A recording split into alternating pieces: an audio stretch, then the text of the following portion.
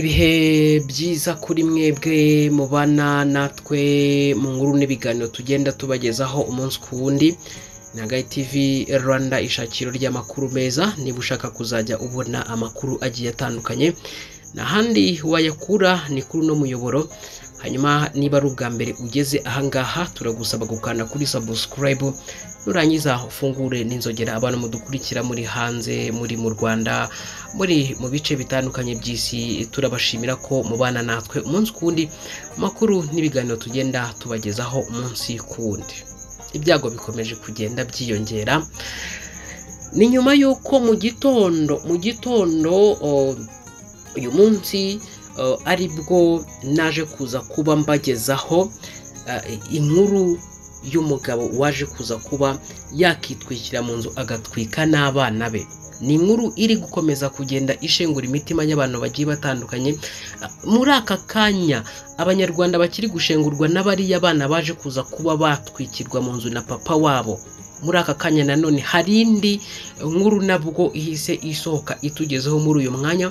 Ni imodoka yari ipakiye amavuta yo guteka. Iyi modoka yavaga mu karere ka Bugesera yerekeza mu karere ka Rusizi. Yaje gufatwa n'inkongi y'umuriro ikomeye cyane igeze mu karere ka Nyamasheke. Ngira ngo nyine uri kuragenda ubibona kuri screen zawe.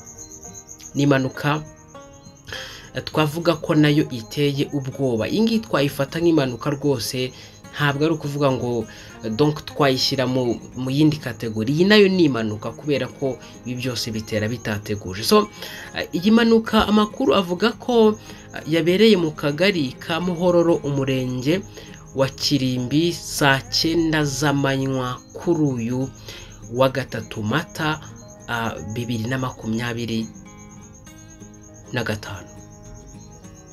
Yabaye ku itariki 3 z'ukwezi kwa 4 uyu mwaka no w'ibihumbi nyine 2025. Ngira ngo uriho uragenda ubibona kuri screen zawe. Umunyamabanga nshingwabikorwa w'umurenge wa Kirimbi, Habimana Innocent, yabwiye ibinyamakuru bigiye bitandukanye harimo n'ikinyamakuru Igihe ko iyi nkongi yahereye mu mapine ifata imodoka yose kugera saa 9 z'umugoroba. Umuhanda Rusizi Karongi wari ugifunze kuko iyi modoka yari kirimo kugenda ishya. Mu by'ukuri murabona ko abaturage bari bahuruye, bari baje kureba ibiri kugenda biba. Mu by'ukuri ni impanuka navuga ko iteye ubwoba, ariko abaturarwanda bari gukomeza kugenda bagira bati nyamara ibintu turi kugenda dusoramo biteye ubwoba. Gusa igihari nuko nta muntu wigeze upfa, yaba wari witwaye ntacyo yigeze aba, nta n'umuntu n'umwe wigeze uhaburira ubuzima. Ariko mu by'ukuri iyi mpanuka iteye ubwoba. Iyi nkongi y'umuriro irakomeye. Ngira ngo nyine muriho muragenda mubibona. Uriya muhanda nk'uko mbibabwiye wari wafunzwe, Rusizi Karongi. Iyi mihanda yari ifunzwe kubera ko nyine iyi modoka yahereye mu gitondo iri gushya, irashya irakongoka. N'impanuka navuga ko mu by'ukuri nayo twayishyira mu mpanuka nk'izindi zose kubera ko n'ibyago bitera bitateguje nabyo byitwa impanuka. So ubwo wenda Imana ishimwe ko nta muntu wigeze ahasiga ubuzima. Imana ishimwe ko n'abantu nyine bahatakarije ubuzima, nicyo cyari gifite agaciro. Kandi Imana ishimwe ko nta wigeze ahitabira Imana. Ariko nyine ariya mavuta nyine yagiye n'imodoka yagiye, nyine byakongotse. Nyine muri kugenda bibona kuri screen zayo. So rero reka ngiye mbareke mbasigiremo n'ubundi aya mashusho mukomeze kugenda nyine muyareba. Hanyuma ariko kandi niba uzi ko utakanze kuri subscribe, nakubwira ngo rwose uyu niwo mwanya mwiza wo kubikora. Ubaye utarabikora rwose aka kanya ndakuraritse bikore, kugira ngo tuzajye dukomeza kugenda tubana amakuru n'ibiganiro tugenda tubagezaho umunsi kundi. Naho ngenda bakunda cyane. Assalamu shalom.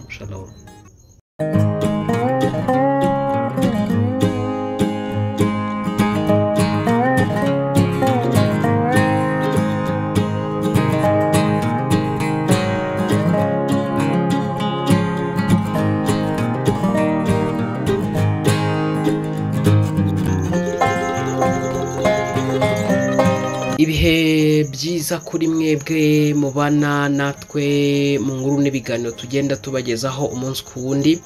Nyagai TV Rwanda ishakiro ry'amakuru meza. Niba ushaka kuzajya ubona amakuru agiye atandukanye n'ahandi wayakura ni kuri no muyoboro.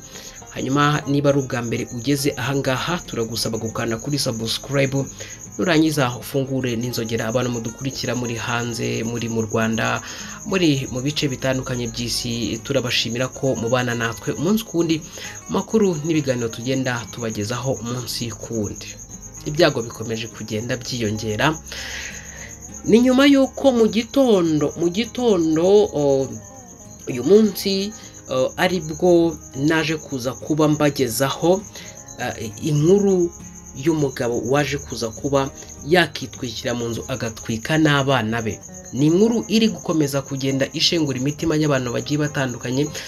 Muri aka kanya abanyarwanda bakiri gushengurwa n'abariya bana baje kuza kuba batwikirwa mu nzu na papa wabo.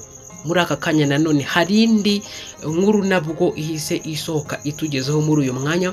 Ni imodoka yari ipakiye amavuta yo guteka. Iyi modoka yavaga mu karere ka Bugesera yerekeza mu karere ka Rusizi. Yaje gufatwa n'inkongi y'umuriro ikomeye cyane igeze mu karere ka Nyamasheke. Ngira ngo nyine uri kuragenda ubibona kuri screen zawe. Nimanuka twavuga ko nayo iteye ubwoba. Ingi twayifata nk'impanuka rwose, ntabwo ari ukuvuga ngo donc twayishyira mu yindi kategori. Iyi nayo ni impanuka kubera ko ibi byose bitera bitateguje. So iyi mpanuka amakuru avuga ko yabereye mu kagari ka Muhororo, umurenge wa Kirimbi, saa 9 z'amanywa kuri uyu wa 3 Mata 2025. Yabaye ku itariki 3 z'ukwezi kwa 4 uyu mwaka no w'ibihumbi nyine 2025. Ngira ngo uriho uragenda ubibona kuri screen zawe. Umunyamabanga nshingwabikorwa w'umurenge wa Kirimbi, Habimana Innocent, yabwiye ibinyamakuru bigiye bitandukanye harimo n'ikinyamakuru Igihe ko iyi nkongi yahereye mu mapine ifata imodoka yose kugera saa 9 z'umugoroba. Umuhanda Rusizi Karongi wari ugifunze kuko iyi modoka yari kirimo kugenda ishya.